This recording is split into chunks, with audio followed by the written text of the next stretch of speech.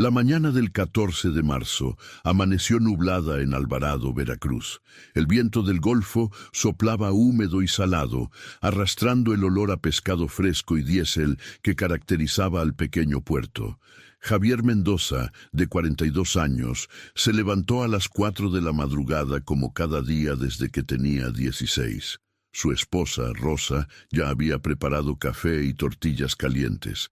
Los hijos dormían todavía. Daniela de 14 y Miguel de 11. Javier se vistió con su pantalón de mezclilla desgastado y su camisa de algodón azul cielo, ambas prendas manchadas permanentemente por las escamas y la sal. Se calzó sus botas de hule negras y tomó su gorra de los tiburones rojos. Rosa lo miraba desde la cocina con esa expresión que había perfeccionado durante 23 años de matrimonio. Preocupación disfrazada de rutina. «Ten cuidado», le dijo ella, como siempre.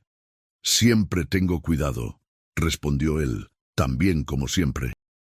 Pero esa mañana, Rosa sintió algo distinto en el aire, algo que no podía nombrar. Javier caminó por las calles adoquinadas del barrio hasta llegar al muelle. Su lancha, la Esperanza II, lo esperaba mecida por las olas tranquilas. Era una embarcación modesta de 8 metros, con motor fuera de borda y pintura descascarada. La había heredado de su padre, quien la heredó del abuelo. 3 generaciones de Mendoza habían sacado del mar lo necesario para sobrevivir, nunca para prosperar. Si te gusta esta historia, suscríbete y déjame un comentario diciéndome desde dónde nos estás viendo. Arrancó el motor y se adentró en las aguas del río Papaloapan, donde se mezclaban las corrientes dulces con las saladas del Golfo. Esa zona siempre había sido generosa con él. Conocía cada recodo, cada banco de arena, cada árbol caído que servía de refugio a los róbalos y mojarras. El cielo comenzaba a aclararse con tonos rosados y naranjas cuando llegó a su punto favorito, cerca de la desembocadura, donde el río se ensanchaba formando un brazo tranquilo rodeado de manglar. Lanzó su red con el movimiento experto de décadas de práctica. El nylon se abrió como una flor sobre el agua antes de hundirse. Esperó fumando un cigarro, escuchando el despertar de las garzas y los martines pescadores. Todo parecía normal. Todo parecía como cualquier otro día. Cuando jaló la red 20 minutos después, notó que pesaba más de lo habitual. Buena pesca, pensó. Pero al subirla a la lancha, su corazón dio un vuelco. Entre los pescados plateados que saltaban, había algo más. Una bolsa de plástico negro, gruesa, atada con cinta canela industrial. Javier miró alrededor instintivamente. El río estaba desierto. Solo el sonido del agua y los pájaros. Con manos temblorosas, cortó la cinta con su navaja. Dentro había fajos de billetes envueltos en más plástico. Dólares estadounidenses, muchos dólares. Durante un momento interminable, Javier se quedó paralizado mirando el contenido de la bolsa. Su cerebro trataba de procesar lo que veía. Contó los fajos rápidamente. 50 paquetes gruesos. Si cada uno tenía $100,000... No, eso era imposible. Tal vez 10,000 cada uno. O más. No podía pensar con claridad. Volvió a mirar alrededor, esta vez con verdadero terror. En Veracruz, todos sabían lo que significaba encontrar algo así en el río. El Golfo era ruta de tráfico. Los cárteles movían cargamentos por agua constantemente. Ese dinero pertenecía a alguien, y ese alguien lo estaría buscando. «Tíralo al agua», se dijo en voz alta. «Tíralo ahora y olvida que lo viste». Pero sus manos no obedecieron. Pensó en Rosa, en sus manos agrietadas de tanto lavar ropa ajena para complementar el ingreso. Pensó en Daniela, tan inteligente, pidiendo dinero para los libros de la preparatoria. Pensó en Miguel, con sus zapatos rotos que ya no se podían remendar más. Pensó en las deudas, el préstamo de don Artemio para reparar el motor, La cuenta del médico cuando Rosa tuvo neumonía el año pasado, los 3 meses atrasados de la renta. Guardó la bolsa bajo la lona que usaba para cubrir el pescado. Siguió trabajando mecánicamente durante 2 horas más, llenando su red con la pesca del día. Pero su mente estaba en otro lugar completamente. Cuando regresó al muelle eran casi las 10 de la mañana. Vendió su pesca a don Héctor, el mayorista de siempre, 700 pesos, menos de $40 por 5 horas de trabajo. Una miseria. Mientras contaba los billetes arrugados, pensó en el contenido bajo la lona. Un solo fajo de esos valdría más que todo lo que había ganado en su vida. ¿Estás bien, Javier?, le preguntó don Héctor. Te ves pálido. Estoy bien, solo cansado. El mar está pesado últimamente, comentó el mayorista. Ten cuidado por allá. Javier asintió y regresó a su lancha. Necesitaba esconder la bolsa antes de ir a casa. No podía llevarla así sin más. Condujo la lancha hasta un área apartada del muelle donde algunos pescadores guardaban sus herramientas en un galpón viejo de lámina. Esperó a que no hubiera nadie cerca y escondió la bolsa dentro de una red enrollada en el rincón más oscuro. Caminó a casa con las piernas débiles. El sol ya pegaba fuerte y el aire olía a tortillas recién hechas y a basura acumulada en las esquinas. Los perros callejeros buscaban sombra bajo los coches estacionados. Un grupo de niños jugaba fútbol con una pelota desinflada en la calle. Rosa lo recibió en la puerta. Lo conocía demasiado bien. ¿Qué pasó? Nada. ¿Por qué? Tienes esa cara. Estoy cansado nomás. Pero Rosa no era tonta. Durante el almuerzo, Javier apenas probó bocado. Daniela habló sobre un concurso de matemáticas en la escuela. Miguel mostró un dibujo que había hecho de una lancha pesquera. Javier asentía sin escuchar realmente. Su mente no dejaba de volver al río, a la bolsa, a los billetes verdes que podrían cambiar todo. Esa tarde, mientras Rosa iba al mercado con los niños, Javier se sentó en el pequeño patio trasero de su casa. La construcción era de bloques de cemento sin terminar, con varillas saliendo del techo, esperando un segundo piso que nunca había llegado. Las paredes necesitaban pintura. El piso de cemento estaba agrietado. Todo en esa casa gritaba necesidad. Sacó un cigarro y trató de pensar con claridad. Había 3 opciones: devolver el dinero, quedárselo todo o tomar solo una parte.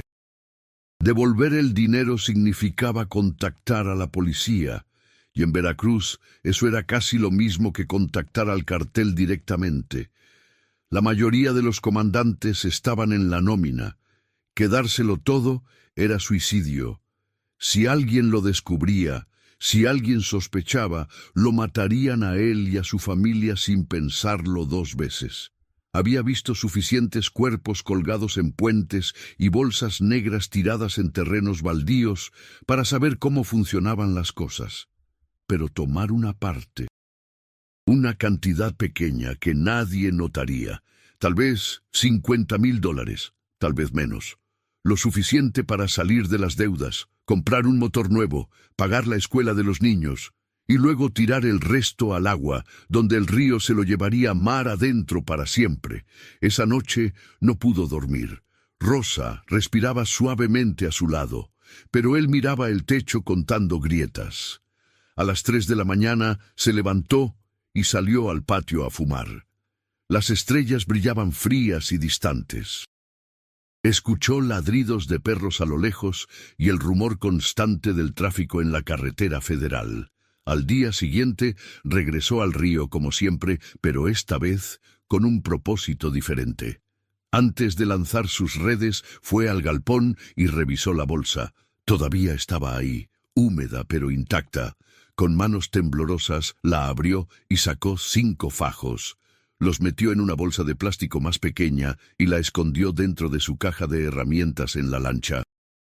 El resto lo volvió a atar cuidadosamente con cinta nueva que había comprado. Pasó el día pescando normalmente, pero su mente no dejaba de trabajar. Necesitaba deshacerse del grueso del dinero sin que nadie lo viera.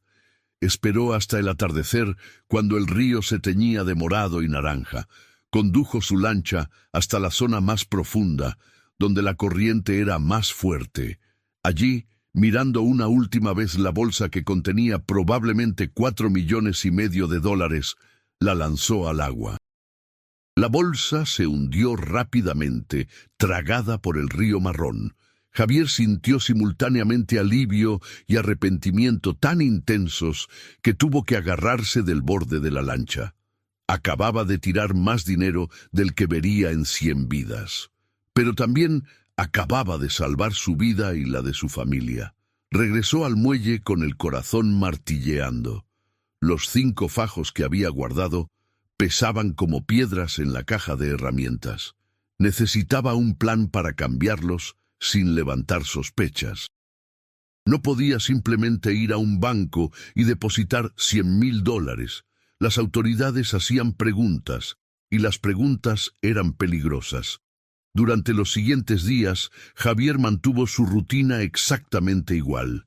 Salía a pescar al amanecer, regresaba al mediodía, vendía su captura a don Héctor. Hablaba con los otros pescadores sobre el clima y la escasez de pesca. Bromeaba sobre los tiburones rojos y sus partidos perdidos. Todo perfectamente normal. Pero por dentro, su mente trabajaba constantemente buscando una solución. La respuesta vino de forma inesperada, a través de su primo Esteban.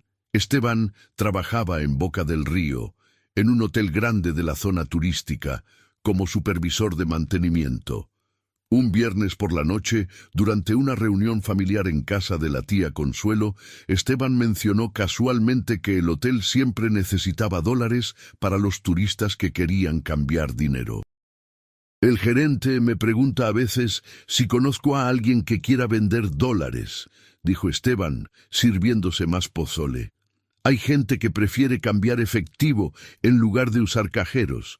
El hotel les da mejor tipo de cambio que los bancos y todos contentos.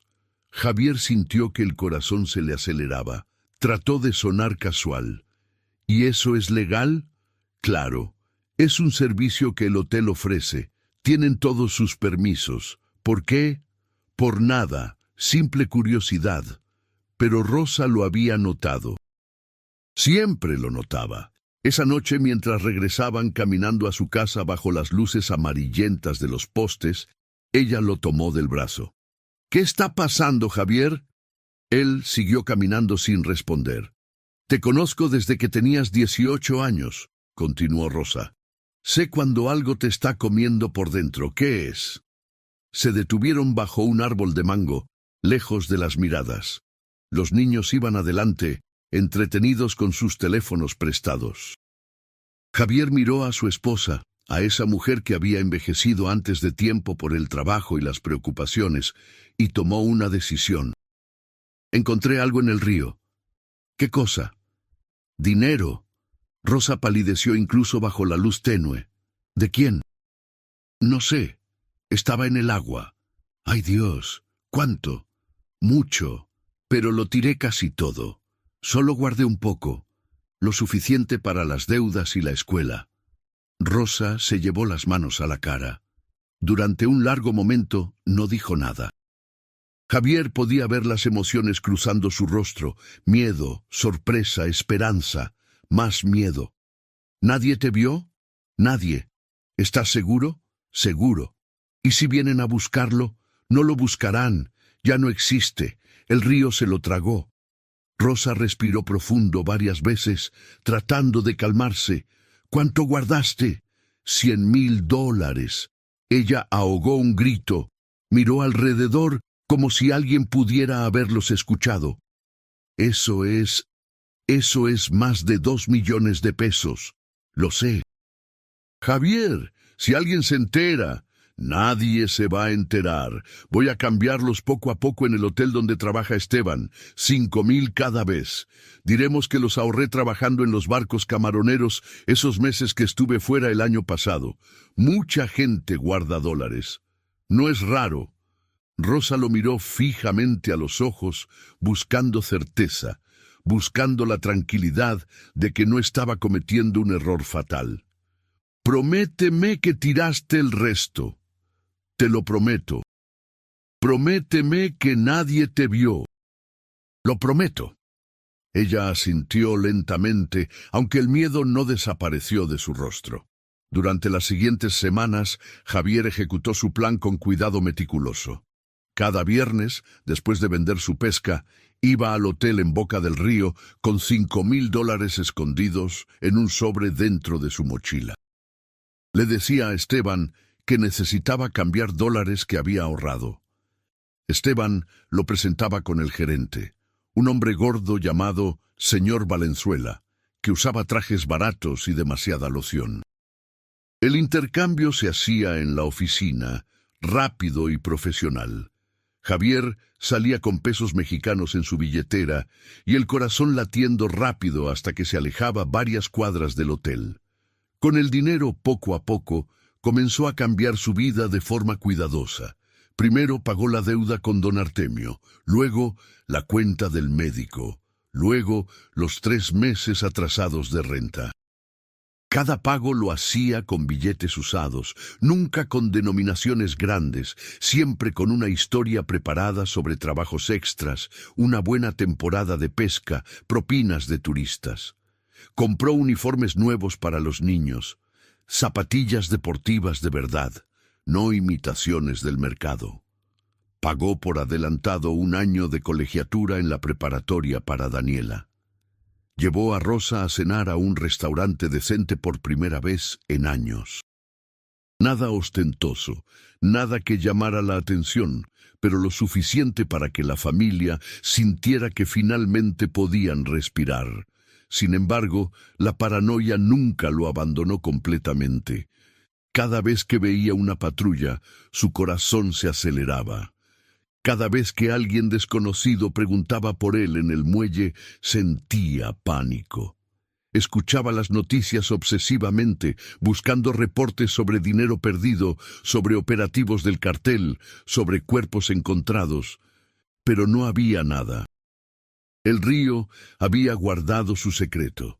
1 mes después del hallazgo, mientras tomaba cerveza con los otros pescadores en el malecón, escuchó una conversación que le heló la sangre. 2 hombres que no conocía hablaban en voz baja cerca de ellos. Javier agudizó el oído. «Dicen que perdieron un cargamento por aquí», dijo uno. «¿Cuándo?» «Hace como 1 mes y medio, un paquete que cayó al agua durante un intercambio». «¿Lo encontraron?»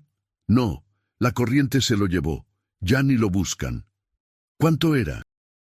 «No sé, pero el que lo perdió ya no está entre nosotros, si sabes lo que digo». Los hombres se rieron con esa risa seca que no tiene humor. Javier sintió sudor frío en la espalda. Terminó su cerveza rápido y se excusó diciendo que Rosa lo esperaba. Esa noche, en la oscuridad de su cuarto, le contó a Rosa lo que había escuchado. «Ya no lo están buscando», susurró él. «Creen que se perdió». «¿Y al hombre que lo perdió?» Javier no respondió. Ambos sabían lo que pasaba con quien perdía dinero del cartel. «Tenemos que ser más cuidadosos que nunca», dijo Rosa. «Nada de gastos grandes, nada que llame la atención». Javier asintió en la oscuridad. Durante los siguientes meses se convirtieron en maestros de la discreción. Cada mejora en su vida era explicable, razonable. Javier decía que había tenido suerte con la pesca. Rosa había conseguido más clientes para su negocio de tamales que había iniciado hacía años. Los vecinos comentaban que les iba mejor, pero nadie sospechaba nada extraordinario. Para septiembre, 6 meses después del hallazgo, Javier había cambiado los $100,000 completos. Los últimos 5,000 los guardó en una caja de metal enterrada en el patio, por si acaso. El resto lo había invertido sabiamente, Compró un motor nuevo para su lancha, pagó un año completo de renta por adelantado, abrió una cuenta de ahorros pequeña para cada hijo y hasta pudo arreglar el techo de la casa que goteaba cada temporada de lluvia.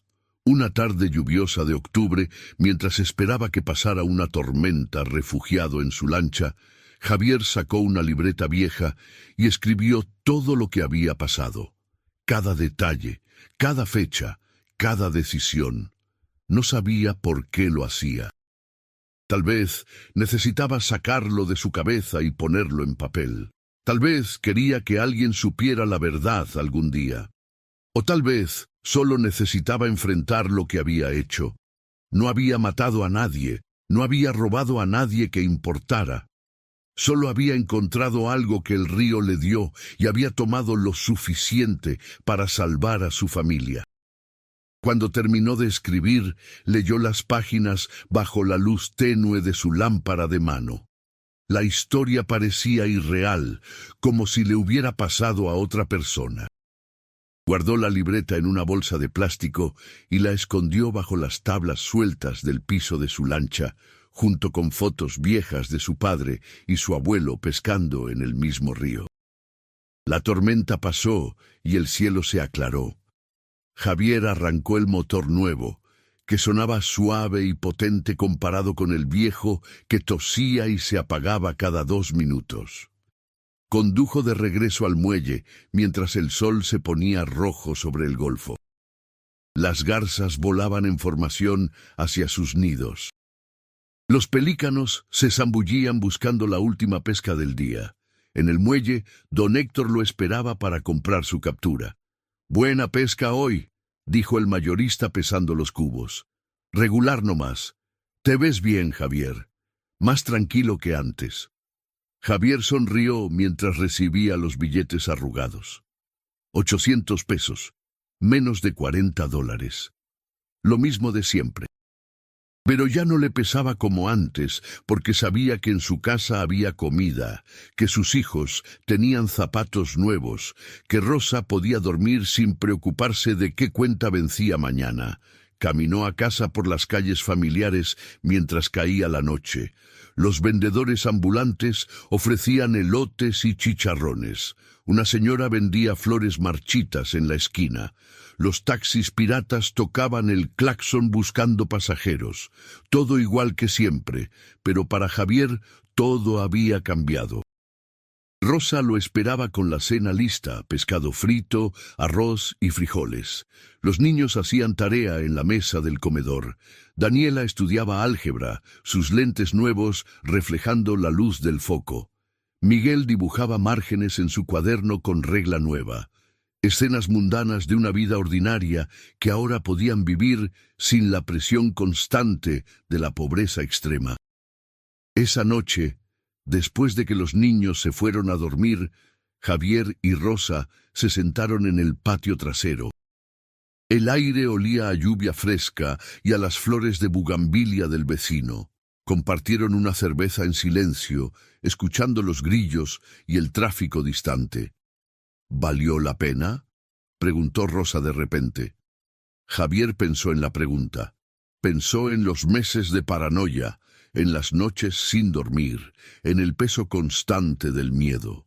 Pero también pensó en ver a Daniela con libros nuevos, en los zapatos de Miguel sin agujeros, en Rosa sonriendo sin esa línea de preocupación entre las cejas.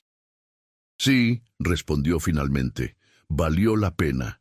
¿Y si alguien hubiera descubierto? Nadie descubrió, y nadie va a descubrir. Rosa asintió y tomó su mano. Tenía las manos ásperas de tanto trabajo, pero eran las manos que había sostenido durante 23 años. Las manos que habían criado a sus hijos, las manos que habían mantenido a la familia unida cuando todo parecía desmoronarse. Los meses se convirtieron en años. La historia del hallazgo se convirtió en un secreto enterrado tan profundo que a veces Javier se preguntaba si realmente había sucedido. La vida continuó su ritmo normal: madrugar para pescar, vender la captura, regresar a casa, cenar con la familia. pero era una normalidad, sin desesperación, sin el terror constante de no poder pagar el siguiente mes. Daniela terminó la preparatoria con honores y obtuvo una beca para estudiar contabilidad en la Universidad de Xalapa. Miguel desarrolló un talento para dibujar barcos y pescados tan realistas que los turistas le compraban sus dibujos en el malecón. Rosa expandió su negocio de tamales y ahora proveía a 3 fondas locales. La casa dejó de parecer una construcción abandonada, paredes pintadas, techo reparado, piso nuevo en la sala, todo razonable, todo explicable, nada que gritara dinero del cartel. Javier seguía pescando todos los días, pero ahora lo hacía sin la presión de que cada pesca mala significaba hambre. Disfrutaba del amanecer sin el nudo en el estómago. Veía el río sin pensar en bolsas negras y billetes verdes. Poco a poco, el río volvió a ser solo eso, un río donde un hombre sacaba peces para ganarse la vida honestamente. Una mañana de marzo, exactamente 3 años después del hallazgo, Javier estaba en su punto favorito lanzando sus redes cuando vio algo flotando cerca de los mangles. Por un segundo, su corazón se detuvo. ¿Otra bolsa? ¿El pasado regresando? Se acercó con la lancha, el pulso acelerado, pero no era una bolsa negra, era solo un tronco viejo cubierto de musgo. Se rió de sí mismo, de su paranoia que nunca se había ido completamente. El río seguía siendo el río. No guardaba rencores ni secretos. Solo fluía hacia el mar, llevándose todo lo que caía en sus aguas. Esa tarde, después de vender su pesca, Javier hizo algo que nunca había hecho. Fue a la iglesia. No era particularmente religioso, solo iba en Navidad y cuando Rosa insistía. Pero ese día sintió la necesidad de entrar a la pequeña iglesia de San Rafael en el centro de Alvarado. Se sentó en la última banca, mirando al Cristo crucificado sobre el altar. La iglesia olía a velas e incienso. Una señora vieja rezaba el rosario en voz baja. La luz del atardecer entraba por las ventanas, creando patrones de colores en el piso. Javier no sabía rezar formalmente, así que solo habló en su mente. No sé si lo que hice fue correcto. No sé si me vas a juzgar.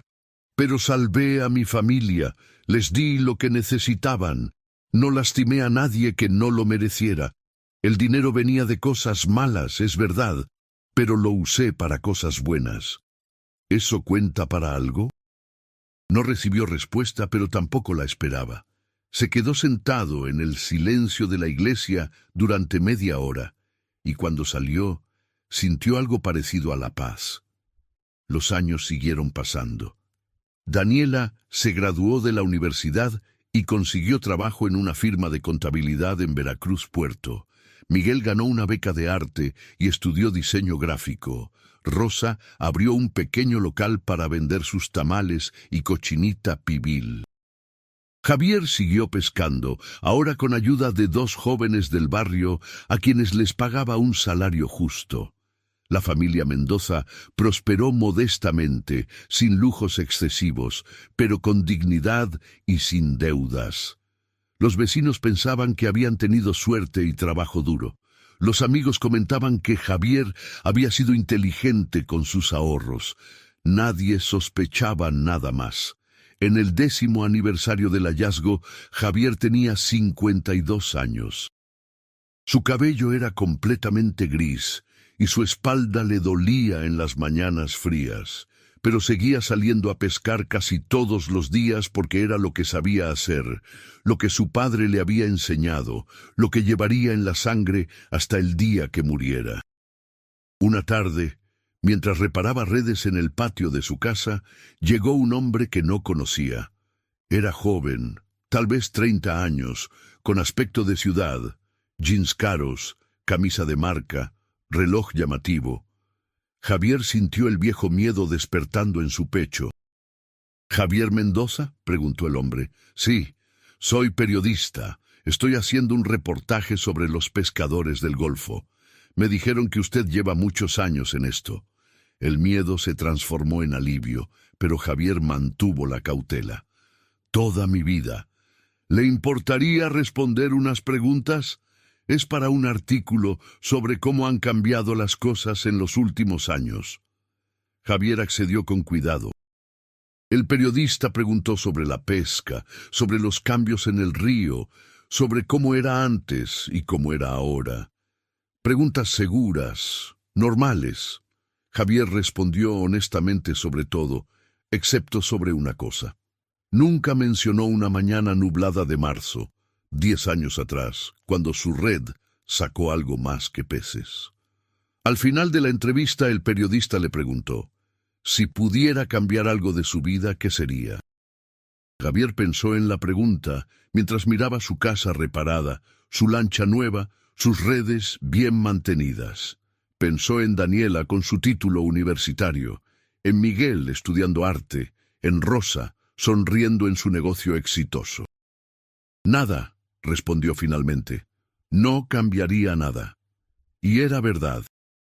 Porque aunque el hallazgo había sido aterrador, aunque había vivido años con miedo, aunque técnicamente había quedado con dinero que no era suyo, ese dinero había salvado a su familia de una espiral de pobreza que nunca habrían podido escapar de otra forma. No era justificación, era simple realidad. El periodista se fue con sus notas y nunca publicó el artículo. O tal vez sí lo hizo en alguna revista que Javier nunca vio. No importaba. La vida de Javier no era material interesante para nadie. Era solo un pescador más del Golfo, con una historia que nadie conocía y que nadie contaría, excepto que Javier sí la contó, una vez, de una forma.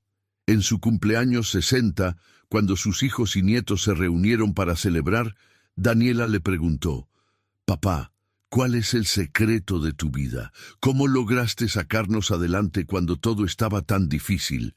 Javier la miró a los ojos, luego miró a Miguel, a Rosa, a los nietos pequeños corriendo por el patio. Pensó en la libreta escondida bajo las tablas de su lancha, en las palabras que había escrito años atrás y que tal vez alguien encontraría algún día. «El secreto», dijo lentamente, «es que a veces la vida te da oportunidades.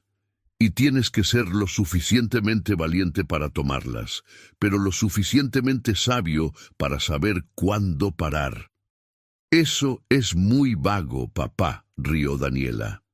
«Las mejores respuestas siempre lo son», respondió Javier. Esa noche, después de que todos se fueron, Javier caminó al muelle. La luna llena se reflejaba en el agua negra del río. Podía escuchar el sonido familiar de las olas suaves contra los pilotes de madera. Su lancha se mecía en su amarre, fiel como siempre. Se sentó en el borde del muelle con las piernas colgando sobre el agua. Pensó en todas las vidas que se habían cruzado con ese dinero, los que lo produjeron con droga y violencia, el que lo perdió y probablemente murió por ello, su propia familia que se salvó por ello. Una cadena de consecuencias que comenzó mucho antes de ese día en marzo y que continuaría mucho después. «Gracias», le dijo al río en voz baja. No sabía a quién le hablaba realmente. Al río, a Dios, al destino, tal vez a los tres. «Gracias por lo que me diste. Traté de usarlo bien». El río no respondió. Solo siguió fluyendo hacia el mar como había hecho durante millones de años y como seguiría haciendo mucho después de que Javier y todos los que conocía se convirtieran en polvo. Se levantó y caminó de regreso a su casa, donde Rosa lo esperaba con café y pan dulce. Mañana se levantaría a las 4 de la madrugada, como siempre. Prepararía sus redes, revisaría el motor y saldría al río a buscar lo que el agua quisiera darle ese día. Pero esta vez, cuando su red saliera del agua, solo habría peces. Y eso estaba bien, porque la vida de Javier Mendoza ya no era una vida de desesperación. Era una vida de suficiencia, de dignidad modesta, de tranquilidad ganada, y nadie, excepto Rosa, y ahora esta historia que tal vez alguien lea algún día, sabría nunca la verdad completa sobre el pescador de Veracruz que halló 5 millones del cartel en el río. Tomó lo suficiente para sobrevivir y tuvo la sabiduría de dejar el resto ir. El río guardó su secreto, la familia prosperó, la vida continuó. Y en Alvarado, Veracruz, Javier Mendoza siguió siendo solo otro pescador más entre muchos, con manos curtidas por el sol y el agua salada, levantándose cada mañana antes del amanecer para echar sus redes al mismo río que una vez le dio más de lo que nunca se atrevió a soñar.